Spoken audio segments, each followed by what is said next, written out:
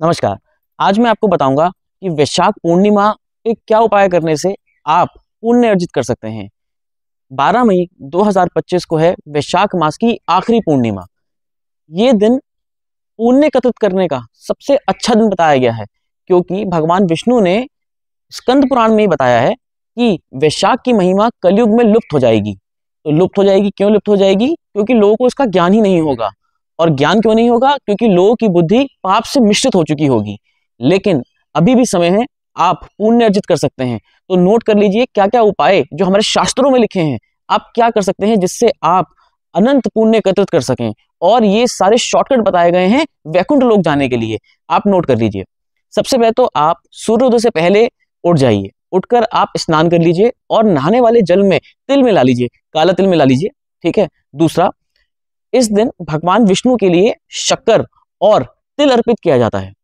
ठीक है। शक्कर ले लीजिए थोड़ा सा और तिल ले लीजिए, एक कटोरी में सफेद तिल ले लीजिए और खाली इसको रखना होता है और भगवान को कहना होता है कि भगवान हम ही आपको अर्पित करते हैं, आप इसे ग्रहण कीजिए। ये सब कुछ पूजा नहाने के बाद होगी। ठीक। अब आप जो सूर्यदेव को अर्घ देंगे उसमें थोड़ा काला तिल मिला लीजिएगा। काला तिल मिलाकर ही सूर्यदेव को अर्घ दीजिएगा। इस दिन लक्ष्मी माँ की पूजा शाम को की जाती है। ठीक है। इस दिन क्या, वैसे भी लक्ष्मी माँ की पूजा शाम को ही की जाती है।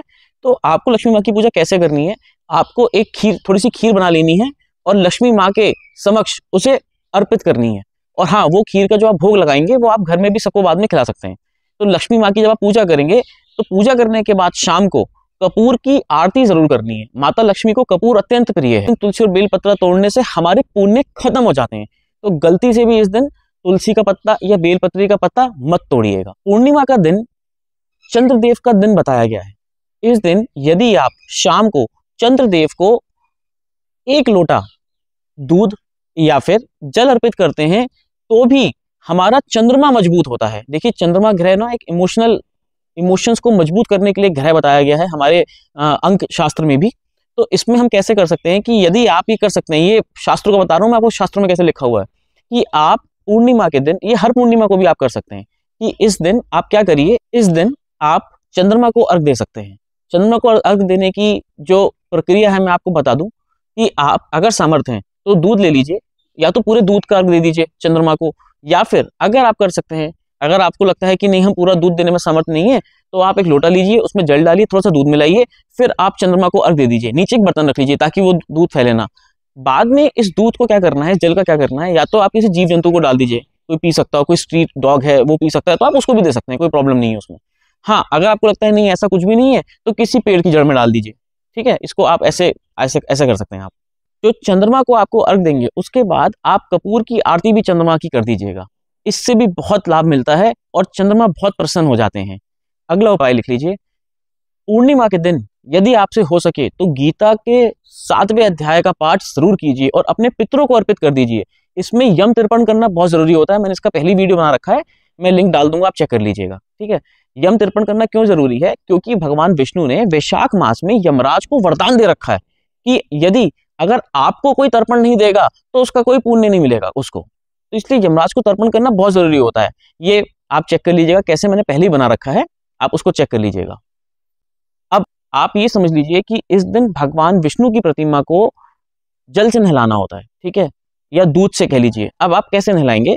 या तो आप भगवान विष्णु की प्रतिमा अगर आपके पास है तो उसको सामने रख लीजिए, नहीं तो लड्डू गोपाल जी की प्रतिमा रख लीजिए, अगर वो भी नहीं है तो शालग्राम शिला की रख लीजिए, अगर वो भी नहीं है तो अगर आपके घर में शिवलिंग है तो शिवलिंग सामने रख लीजिए।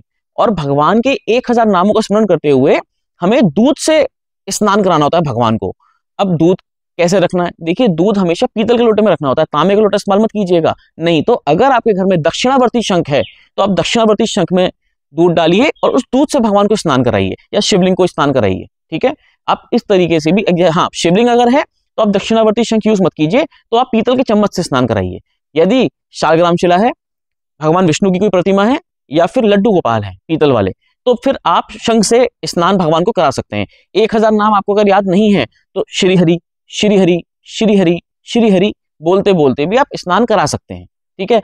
हाँ, हो सकता है कि आप 1000 बार नाम ना लें, जितनी आपकी श्रद्धा है उतनी बार स्नान कराइए, क्योंकि ऐसा बताया गया है शास्त्रों में कि जो मनुष्य इस तरीके से नाम लेके भगवान को स्नान कराता है वो सीधा वैकुंठ लोक में जाता है, ऐसा बताया गया है। आप ऐसे स्नान करा सकते हैं। इस दिन मालपुआ का भी दान किया जाता है। यदि आप मालपुआ बना लेते हैं घर में तो उसे भी आप दान कर सकते हैं। 1 2 2 3 मालपुआ बना लीजिए, उसका दान कर दीजिए। अब एक आखिरी उपाय, पूर्णिमा के दिन को माता महालक्ष्मी और भगवान विष्णु का दिन भी बताया गया है। इस दिन कई विद्वान लोग ऐसा भी करते हैं कि अपने घर में सत्यनारायण की कथा करा लेते हैं। अगर आप वो कराना चाहते हैं तो दिन बहुत शुभ है, आप करा लीजिए। यदि आपको लगता है कि हम सत्यनारायण की कथा तो नहीं करवा सकते इस समय, तो आप माता महालक्ष्मी और भगवान विष्णु की पूजा जरूर कीजिएगा। एक छोटा सा उपाय और नोट कर लीजिए, इस दिन आप 3 दिए ले लीजिए, या तो घी के दिए बना लीजिए या फिर तेल के बना लीजिए।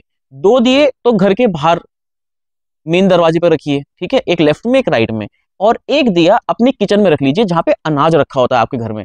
होता है ना, आप लोग राशन लेकर आते होंगे अपने घर में, थोड़ा स्टोर करते होंगे, चाहे थोड़ा ही राशन लेकर आते होंगे, कहीं ना कहीं स्टॉक करते होंगे उसको, तो किचन के अंदर उस जगह रख लीजिए। अगर ऐसा है कि आप रोज ही सामान लेकर आते हैं, रोज ही उसे कंज्यूम कर लेते हैं, तो किचन में कहीं पर भी जहां पे भी आपको सहूलियत हो वहां पे एक दिया जला लीजिए। इन छोटे छोटे उपायों को करने से आपके घर में धन, समृद्धि, लक्ष्मी की बरकत होती है। इन उपायों को छोड़िए नहीं, ये आप कर लीजिए। इन उपायों से आपका पुण्य एकत्रित होगा, और ये वो पुण्य है जिसका बंटवारा नहीं होता। ये पुण्य आप अपने साथ लेके जाएंगे। तो वैशाख मास की पूर्णिमा बहुत है खास, इसको और खास बनाइए अपने उपायों से। मैं उम्मीद करता हूँ जानकारी आपको पसंद आएगी। सब शास्त्र में लिखी हुई बातें मैंने आपको बताई हैं, इसको कर लीजिएगा। धन्यवाद।